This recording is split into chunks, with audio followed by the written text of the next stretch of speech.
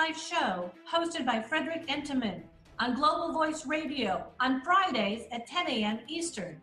During his show, Mind Body Life founder and best-selling author Frederick investigates the little-known insights and daily methods used to create explosive life transformations and transitions with those that have risen from struggle and ascended to greatness. Here is your Mind Body Life host, Frederick Entenmann.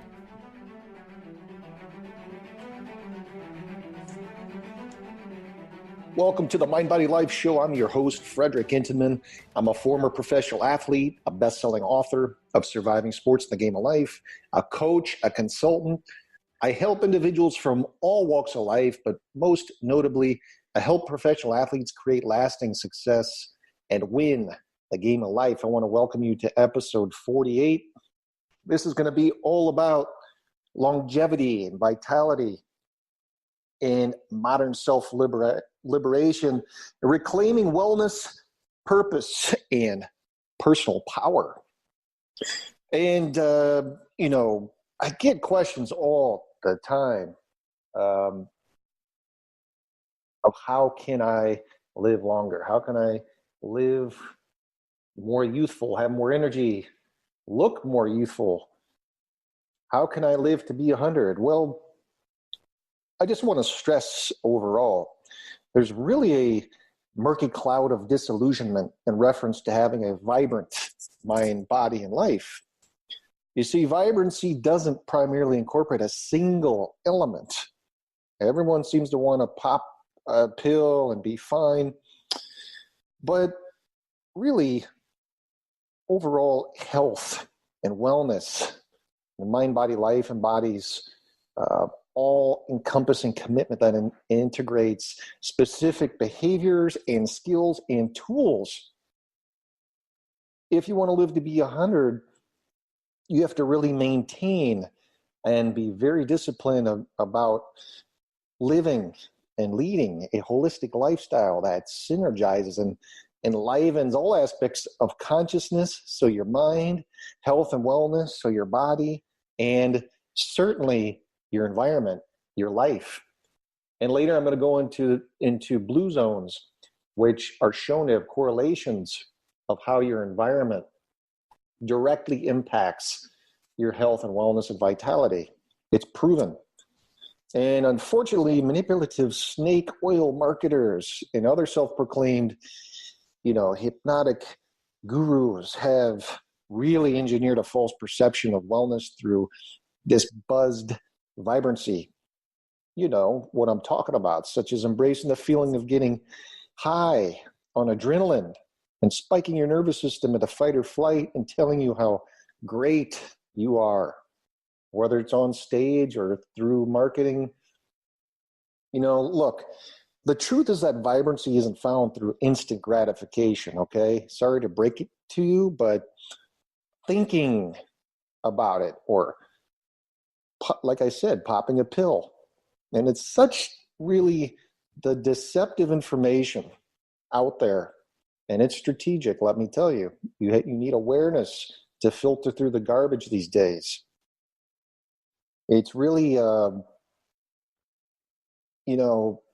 such deceptive information involves really, honestly, fraudulent mechanisms that haphazardly result in depression and aging and addiction and stress and burnout and obesity and fatigue and the ongoing illness and disease. This is just for starters, ladies and gentlemen.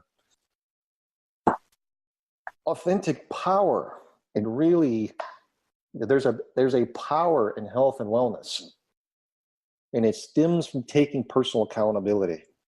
Only when we master our inner game do we become a real vibrant force that flows through us, emanating outwards.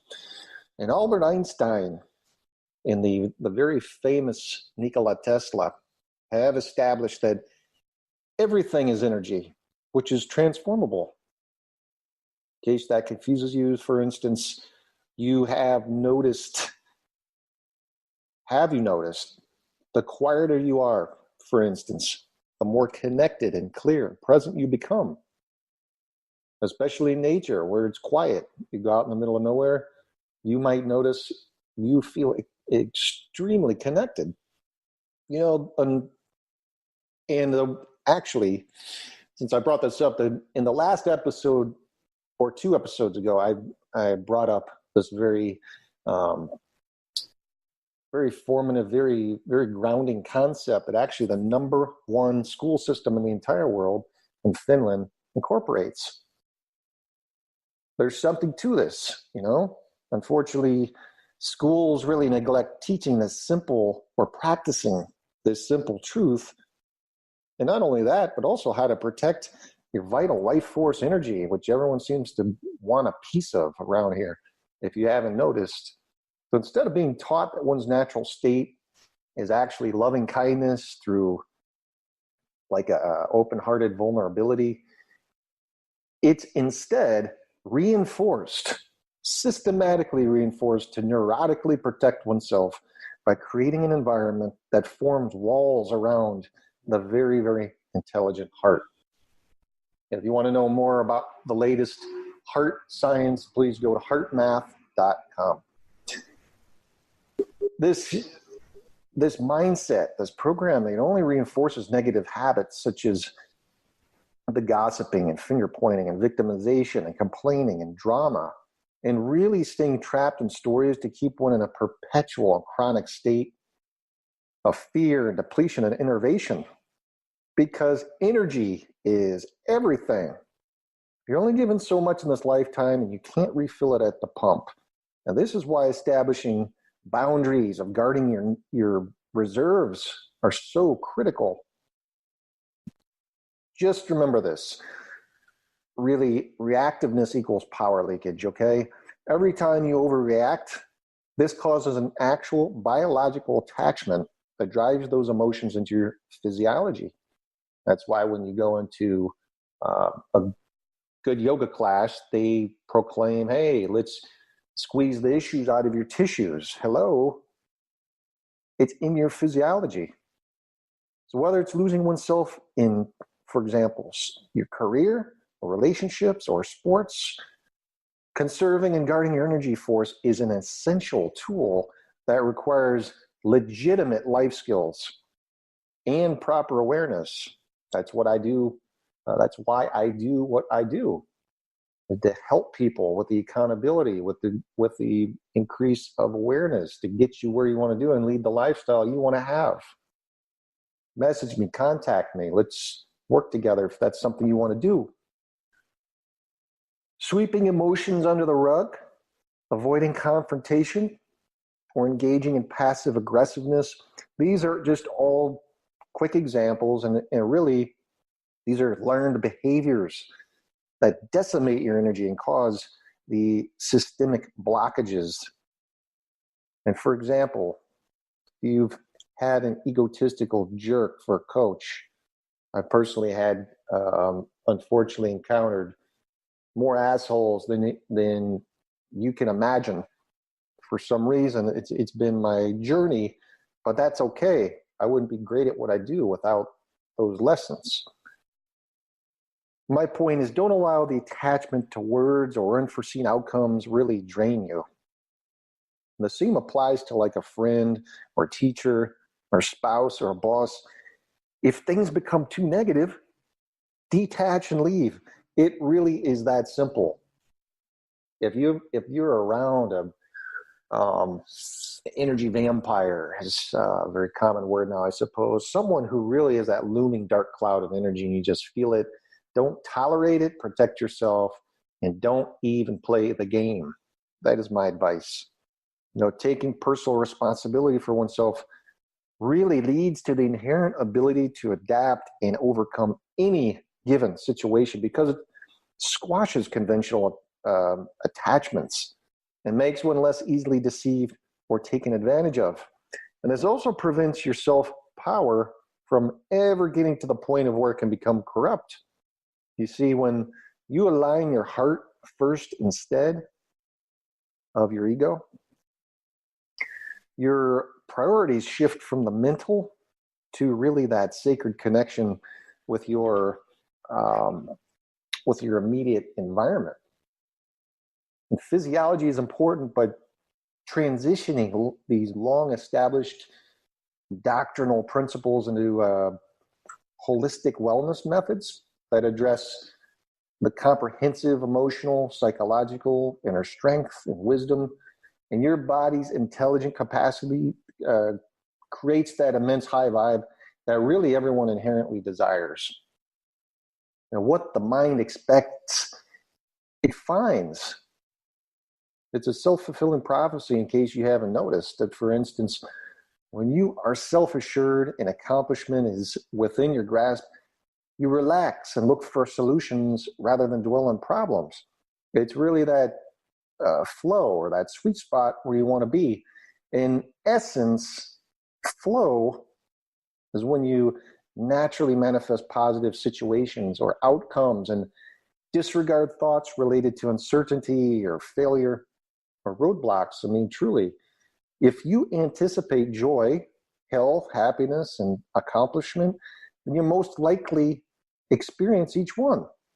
And freedom constitutes living without fear of the thought or emotional baggage in your soul.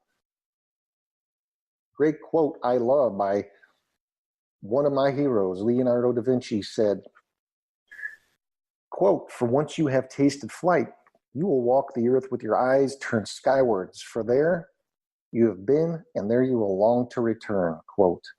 So self-love is a practice that cultivates one's true self, and when alignment occurs, you too will spread your wings. And at heart, you'll find that you just need to get out of your own way and become enlivened by big picture thinking. And moreover, you cultivate a sustainable, sacred space inside yourself that consistently feeds your imagination. And that's where the dreams, that's where your dreams are allowed to soar, right?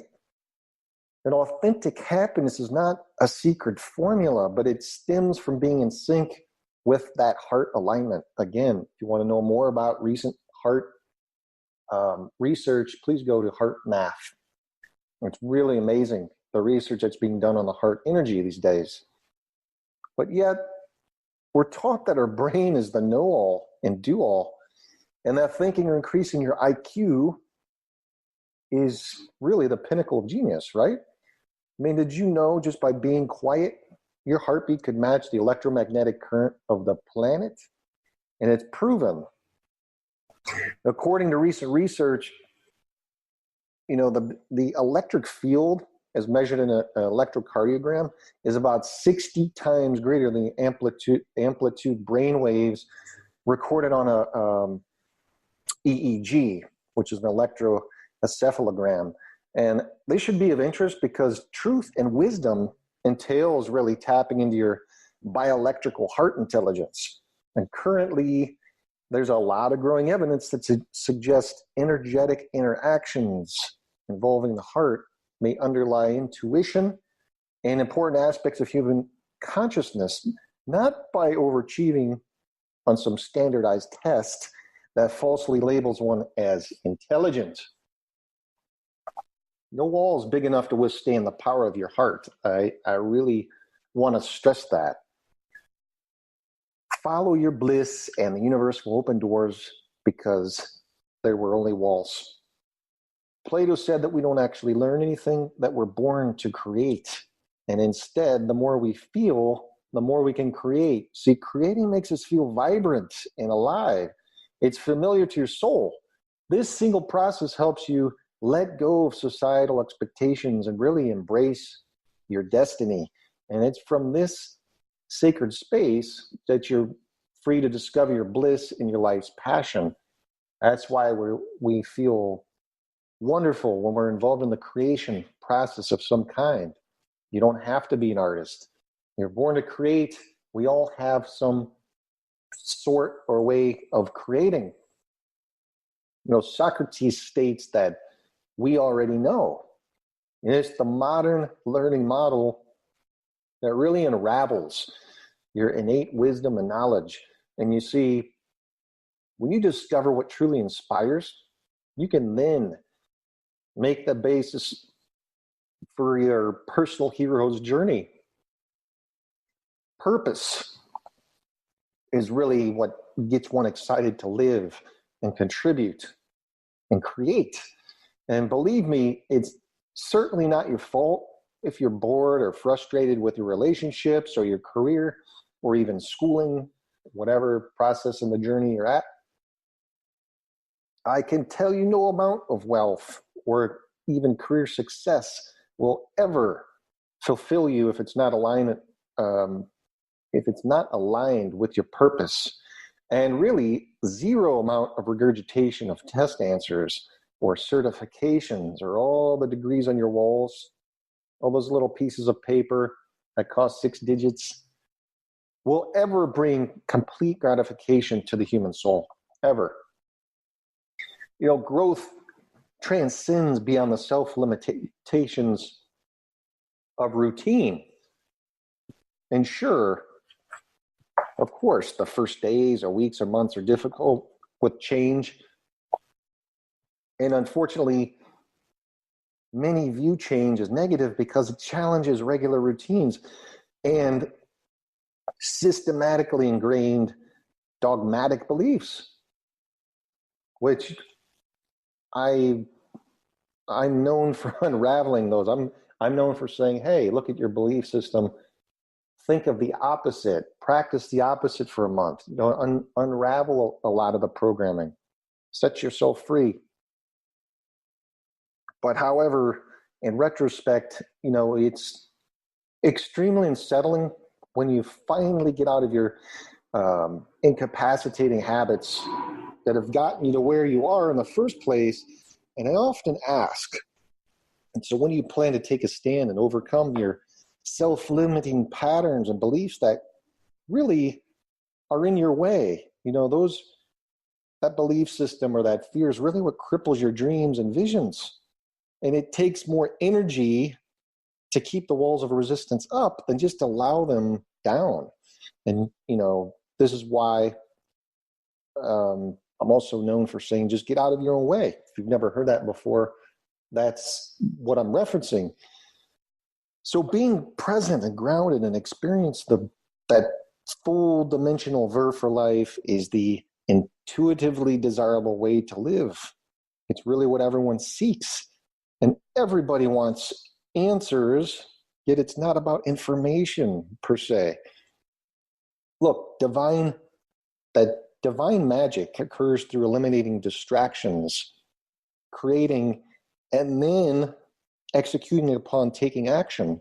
So think back to when you were a child. Do you remember just doing? Just let go of chasing the answers as if that is really going to bring you complete fulfillment. Yes, the answers are already inside you, but it's really that hypnotic confusion that's associated with the comparing and competing or commiserating that often takes you away from the present, and it leaves you overwhelmed with those undesirable feelings. There's been recent research since all these social platforms have gone into place, especially Facebook, that depression, anxiety, and stress, all those things have gone up over 200% because now you have platforms where people are really showcasing, whether it's real or not, half the time, 90% of the time, I think it's, just a bunch of BS, and people showing off their, I call it fake book, because people are showing false pretense of truth. Anyway, that gets people into comparing. And when you get into comparing to other people, it's one of the most self-deprecating things you can do to yourself. It's going to elevate your anxiety and stress and through comparing. Anyway, do you remember a time, maybe when you're a kid, or you're just flowing with ideas and dreams and visions, maybe at the age of 5 or 6 or 7, when you're super, super creative and you just flow, right? It takes practice really to unplug and get back to that state of mind. And it's only when you learn to lose yourself fully can you truly let go. And then you slow time and embrace the present as if it was meant to be. This is what great actors of the world, actors and actresses of the world do. They just completely let go and surrender into their role, into the character. You can do it with yourself. It's only then that you can feel energized and fully alive. And that's why we enjoy watching movies. The actors and actresses let go and they're fully alive in these roles, right? But you can do it for real. It's within you. You don't have to act. You just have to practice. Common knowledge that your body requires daily movement to just remain healthy and invigorated and functional. Movement makes momentum. And however, the types of movement and overall physical exertion required really remains to be subject to debate. But I just say movement makes momentum. Move at least 20 minutes a day, and it's a great habit just to be in. But presently, there's an emergence of studies revealing how many ailments respond well to natural therapies, such as yoga and breath work. And breath work aids in losing unwanted weight and getting sleep, improving digestion, lowering blood pressure, enhancing the immune system, improving mood, increasing mental clarity, even eliminating addictions like smoking or drinking, and then looking and feeling more youthful and vibrant, thus increasing lifespan and giving people more energy. You see, I bring up your breath because your breath alone, it really kindles the life force, and it can release any trapped, repressed, or blocked energy, that blocked energy force that obstructs your energy field. Now, research also continues to discover more about what the adverse effects of stress on our bodies and minds. Within the last few decades, yoga, an ancient preventative Eastern practice, is now considered an alternative actual therapy for a multitude of ailments in the Western world. Yoga not only combats stress, but it also provides extra health benefits that allow the body to heal itself naturally, such as increases brain neurotransmitters. So those are, responsible for mood and pain response, reduces blood pressure, heart rate, and inflammation, which is a leading cause of heart and vascular disease, number one killer in the United States. But for starters, the results are really profound and encouraging for depression and anxiety and addiction and stress and inflammation and arthritis. And I'm talking about real yoga, ladies and gentlemen. I'm not talking about slapping on your I look so cool, look at my butt yoga pants and do poses and stuff and post them to Instagram. I'm talking about real old school yoga. Part of the modernization of yoga was the view of the practice as just another form of exercise or even relaxation technique. And personally, I really, really find yoga beneficial and really unique in that it combines the advantages of meditation and exercise. So holding true to its root word, yuj, which is meaning, to unite, bringing the mind and body into harmony. And once you realize yoga is using the body as a means to create space where you were once stuck and unravel the layers of protection you've constructed around, especially your heart again, you also increase self-love. I mean, you cannot get any more from life than what you bring to it, really. Thus, you cannot get any more benefit from any fitness or exercise or breath work or yoga than what you bring to it. I just want to be clear. If you exclusively bring the physical benefits of the body as a central focus in your practice, then that's the most you can get from it. But however, when you incorporate the body and mind, then you extend your life benefits into a whole new element. So fusing the mind and body, heart and soul, this all synergizes your practice. And then you shift into a fourth dimension where really yoga fulfills its original purpose. So how does America lead the world in depression and anxiety and stress? America leads the world. And for starters, in addition to the lack of quality of food and the clean air and pure water and proper sleep and daily movement, most Americans have become desensitized and really hollowed out into this all-consuming cavity programmed for a false sense of fulfillment via consumerizing instant gratification. Everyone just wants to pop a pill for vitality, for youth, for fitness. It's really, really, really unnerving.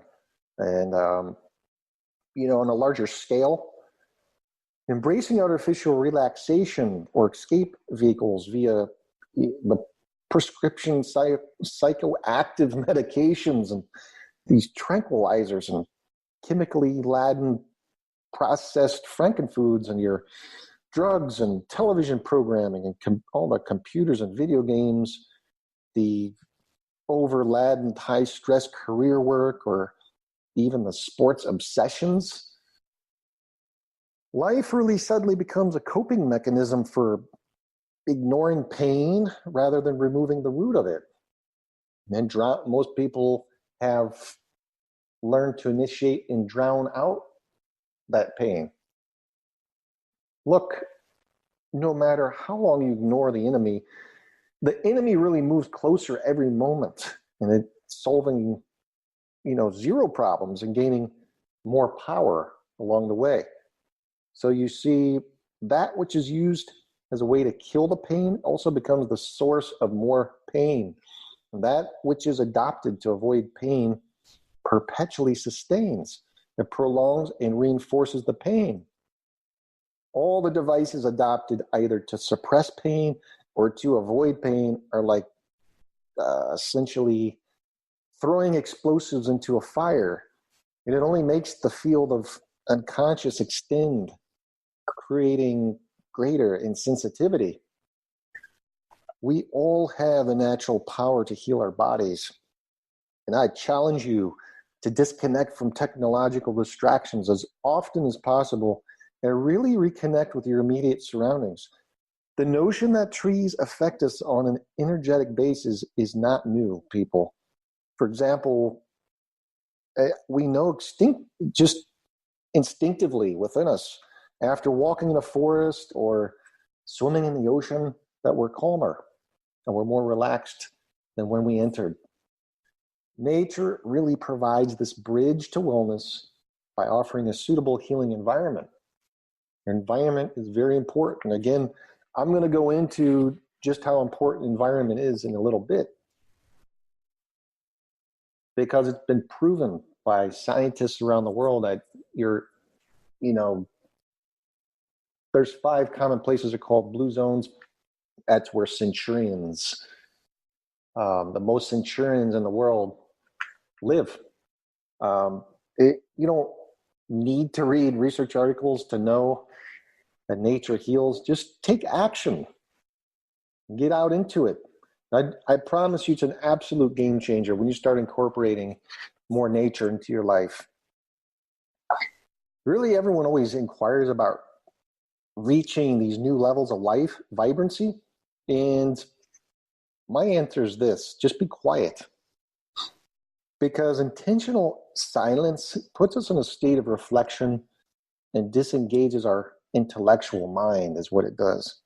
Quietness, or the practice of quietude, is the elixir for mental blocks. Lao Tzu says, quote, "Stillness reveals the secrets of eternity," quote. And during silence, the mind is best able to cultivate a form of mindful intention that later motivates us to take action. And at this point, ask yourself questions such as, hey, if anything were possible, would I welcome or create in my life?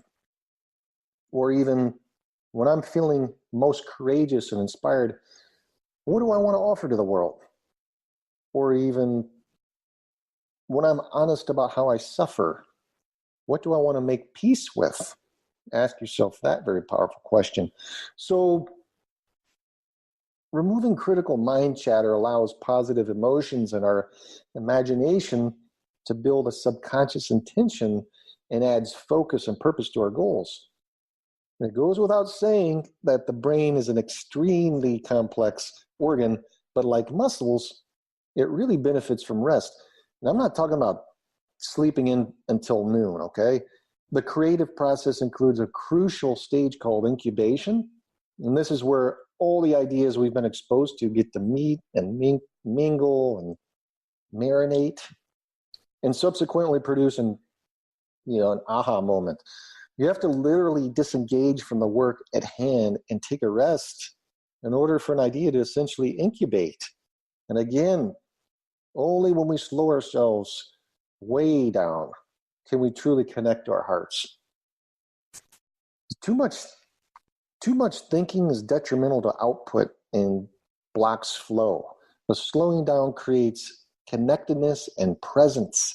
And setting aside regular times throughout your day, which I recommend, to really disengage and sit in silence, take that walk in nature without technology, is just mentally rest is monumental for clarity and focus, which everyone wants, but yet so few take action in it, in the practice of it. Carving out as little as 15 minutes. This eases your cerebral cortex and boosts your ability to process information. Even if you just sit in your car and visualize peaceful scenery of a rainforest or snow falling or beach, it's a good start. And additionally, it's been proven that this practice, it thickens gray matter in your brain and can be done anywhere. Our present day lifestyles have benefited us in numerous ways, but incur unfortunate consequences. It's the deteriorating nutritional value of the American diet, the lack of physical activity, and really chronic high stress levels that assassinate overall health and wellness. Heart disease, hypertension, diabetes, cancers, and prescription drugs continue to rise epidemically, even amongst children, adolescents, and young adults. The really disturbing statistic that I read, and then I of course check and back check, is that if you're over the age of 35 right now,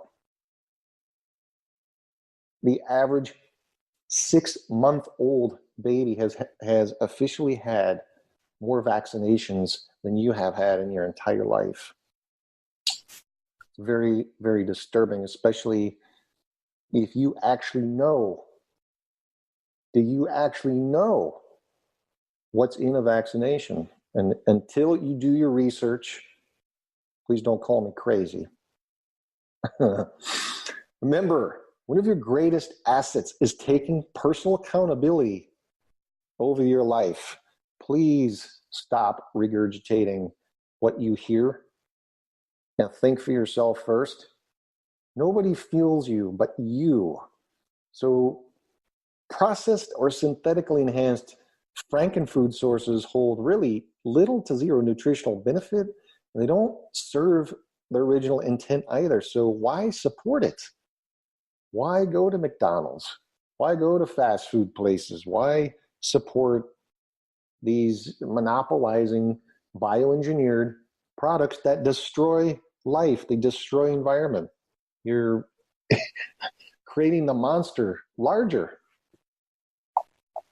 It's only a diet grounded really on fresh living food. It radically improves your health and immediate environment as well. There's no one size fits all per se.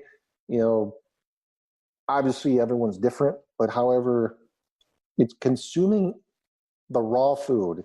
It's really the number one action that nourishes and maximizes health through preserving enzymes, for example.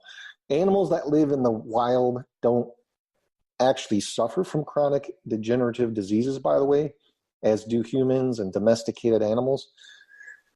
And it's actually, what's interesting to me is it's a striking fact that all other species, without exception, they really eat their foods raw, whereas the overwhelming majority of people do not. I find this interesting. You have to really think about this. It's a striking truth that when animals are fed cooked foods, that they too begin to suffer chronic degenerative diseases. Very interesting. And I bring this up because fasting is a powerful way to conserve and redirect your enzyme potential, as ultimately you stop producing digestive enzymes. And this energy alone is going to divert the metabolic sphere of operations, which includes an increased rate of autolysis as well as breakdown and elimination of your fatty deposits and incomplete proteins and other toxic material in your system. Thus, the enzymes become a rejuvenating power for you, because your natural body bacteria, they'll have an opportunity, a real opportunity to add plenty of their enzymes to your system, thus increasing your total enzymatic force. Working with a juicing expert years ago, I really experienced the firsthand medicinal effects that raw juices, for example, have on an eclectic group of individuals, ranging from executives to professional athletes to yogis and foodies. They're just all looking for that holistic edge, that high vibe that you reach when you move well and you eat well, how you're supposed to. So when we fast on water or juices, really, you're going to provide a substantial rest to your digestive enzyme systems. And what that does, it takes the burden off of our collective enzyme pool. So that's important because, in effect, it takes our mind and body and life to the frequency of it to an extremely high level. So when your actions and habits and desires are in alignment, basically with your purpose, you can experience the complete mind, body, and life harmony. It's the only way. I mean, you are really the body and the soul, you as an individual, you're really a resilient phenomenon. So with energy as a key enabler, your thoughts and actions in the here and now are really acute determinants of your reality and destiny, if that makes sense. And above all, vibrancy really prevails when you replace, again, the processed Franken junk with proper nourishment of untampered food, clean water, fresh air, empowered thoughts, daily exercise, soul stimulation. Ensure routine provides great comfort, but comfort naturally manifests stagnancy. So if you're frustrated with the direction of your life, just try something different and confront your fears. Confront your doubts. Just go right into them. Stop running, head right into the storm, and boldly embody what you want. Because all in all, every single moment's a gift. Life is fragile. I know that's trite, but it's really a monumental opportunity to enhance your life's journey that's readily available by liberating yourself from fear, transcending away from the uncreative habits, and evolving forward with really that monumental expansiveness. It's amazing to me because I want to now go into the world's blue zones, which is incredible. If you've never heard of the blue zones, I'll just go back real quick, there's been studies that really there's correlations of 5 distinct places throughout the world that it's proven that these people, I think all in all, it's safe to say the term blue zone is really a name given to geographic regions where people live quantifiably longer and healthier lives.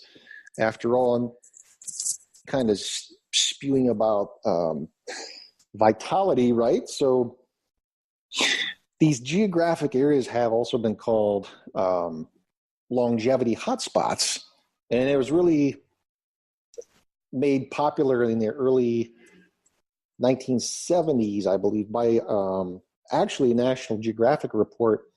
Many of the claims of these so-called blue zones have since been shown to have been greatly exaggerated. That goes without saying. But look, the fact still remains that in all these blue zone regions, elderly people are much more active, they're more youthful, and way more energetic than in the United States. I find this extremely fascinating since human potential is my interest and passion. You know, perhaps most importantly, the majority also do not suffer from the chronic diseases that we in the West have simply associated with aging. We've been so programmed into thinking pain and disease, and especially cancer, are part of the aging process. I want you to think about that. And it's a discovery that's shed new light on what healthy aging can look like. That's why I'm bringing up the world's most famous blue zones. You can actually read a book. It's by Dan Buettner. I've brought this up. It had been over 6 months ago, but The Blue Zones, Lessons for Living Longer from the People Who've Lived the Longest, I believe is the title. Anyway, Dan Buettner discusses the 5 regions of blue zones that he identified along with National Geographic, one of my favorite magazines of all time, and a team of some of the best longevity researchers. And these zones, they span the globe from the Nicoya Coast of Costa Rica to Sardinia, Italy.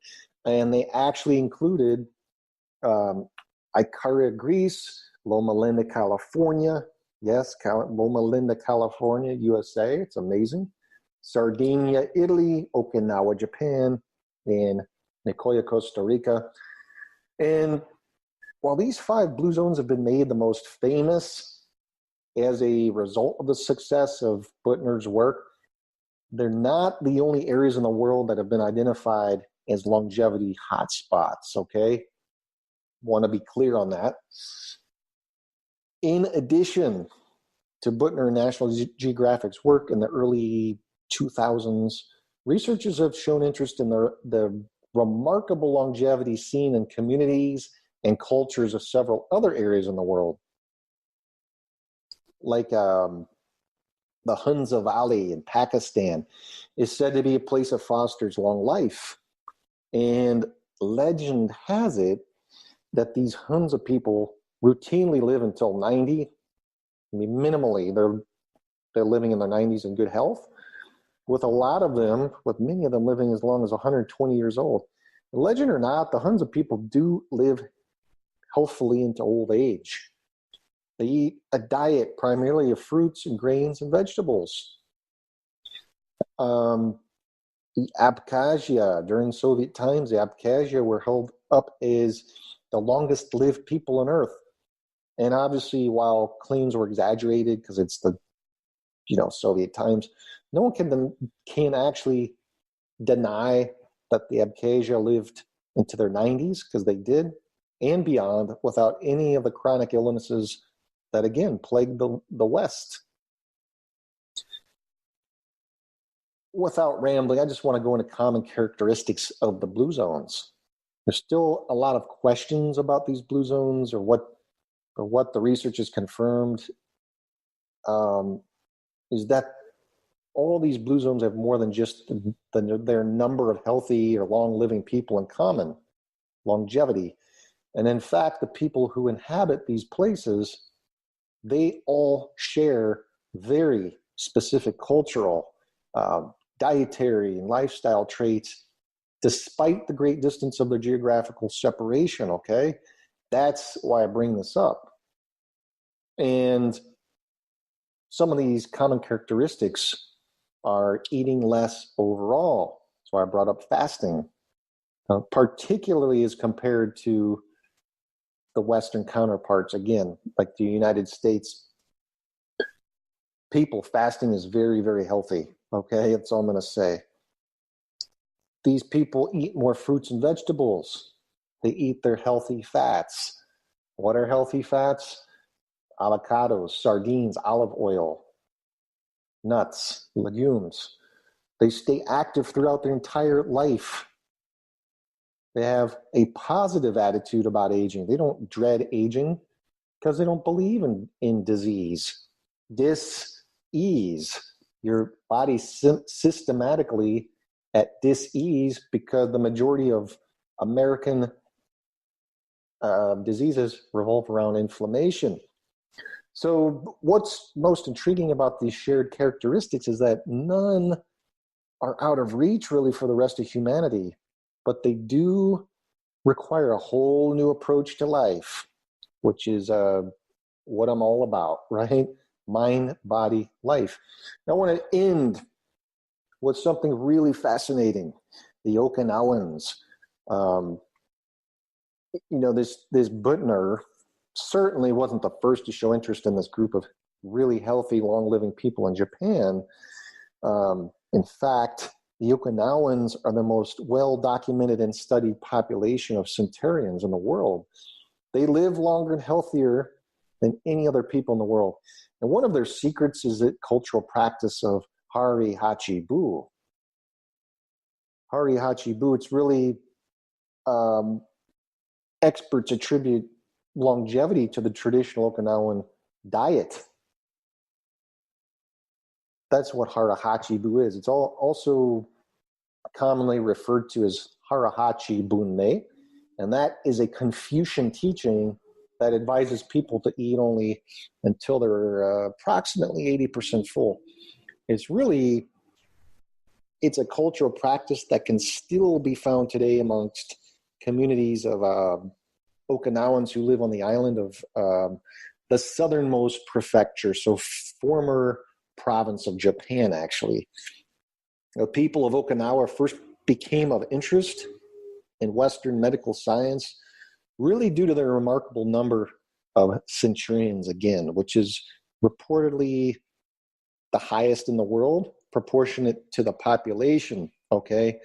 So Harahachi Bu is one of many dietary and lifestyle customs that medical professions attribute to the Okinawans' famously long and healthy lives. So you're probably thinking, what does Harahachi Bunmei mean?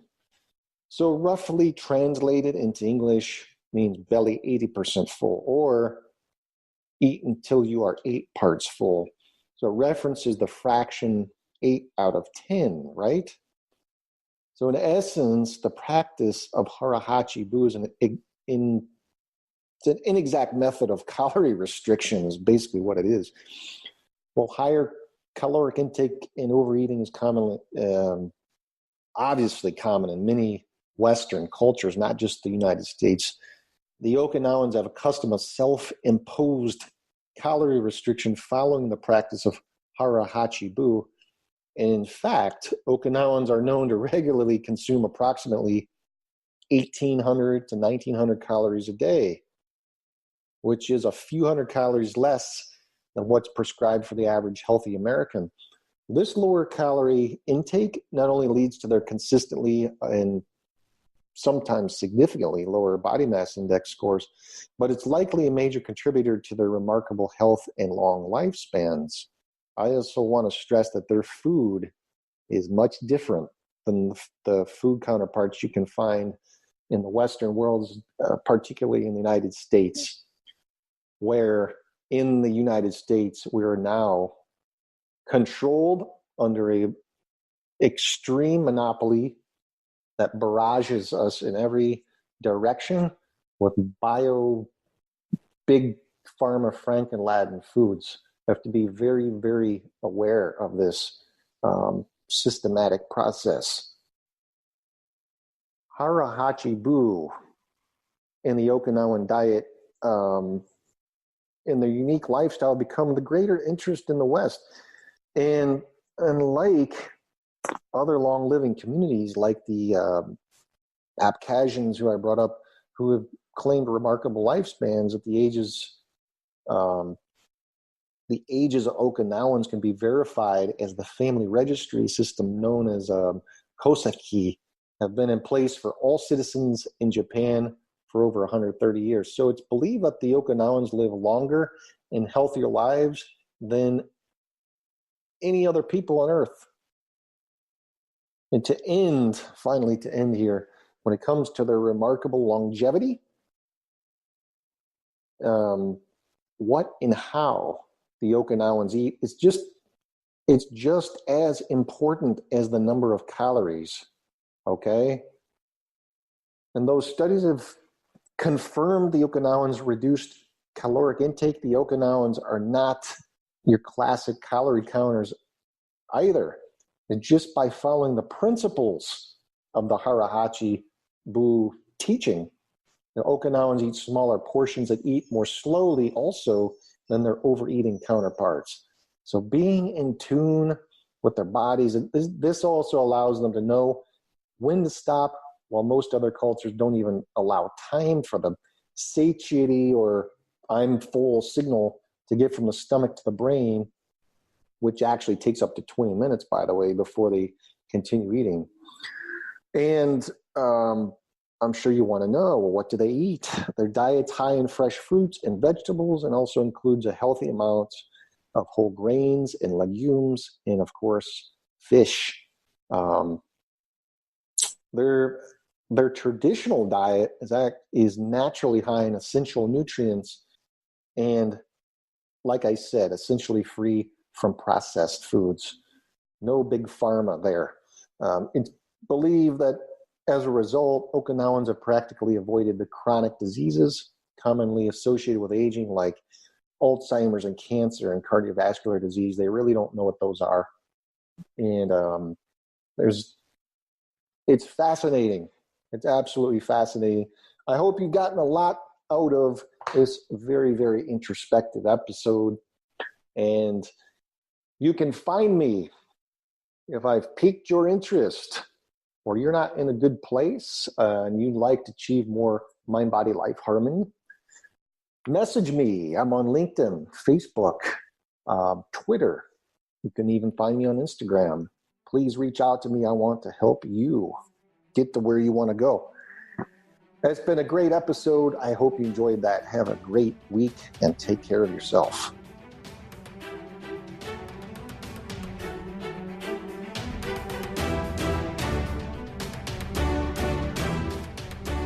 Thank you for joining us. Listen every Friday at 10 a.m. Eastern to Frederick Intamin host Mind, Body, Life. Connect with Frederick at www.globalvoiceradio.com. Tune in next week for another edition of Mind, Body, Life on Global Voice Radio.